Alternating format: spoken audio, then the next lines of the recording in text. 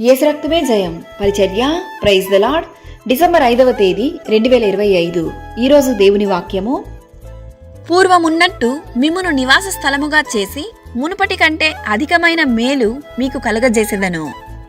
యెహెజ్కేలు 36వ అధ్యాయం 11వ వాక్యము. పూర్వమున్న ప్రతి దీవెనలను దేవుడు మీకు దయచేయును. మీ అవమానమునకు ప్రతిగా రెట్టింపు ఘనత నొందుదువు. యెహోవా మీ పక్షము నుండి నీ పనులన్నిటినీ సఫలపరచును. ముదిమి వచ్చు వరకు నిన్ను ఎత్తుకొని వాడను ఆయనే. నీవు దేవుణ్ణి నమ్మినట్లయితే సమస్త జనముల కంటే ఎక్కువగా నీవు ఆశీర్వదింపబడదువు. యెహోవా నిన్ను నిత్యము నడిపించును. నీటి ఊటవలెను ఉండెదవు. నీవు యెహోవా చేతిలో భూషణ కిరీటముగాను నీ దేవుని చేతిలో రాజకీయ మకుటముగాను ఉండువు. యెహోవా నిన్ను నిత్యము నడిపించును. నీవు నీటి ఊటవలెను ఉండెదవు. నీవు యెహోవా చేతిలో భూషణ కిరీటముగాను నీ దేవుని చేతిలో రాజకీయ మకుటముగాను ఉందువు. మనము గ్రహింపలేని గొప్ప కార్యములను ఆయన చేయును.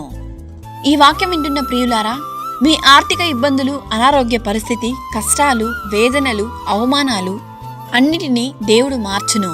మునుపటి కంటే అధికమైన మేలు మీకు దేవుడు కలుగజేయును.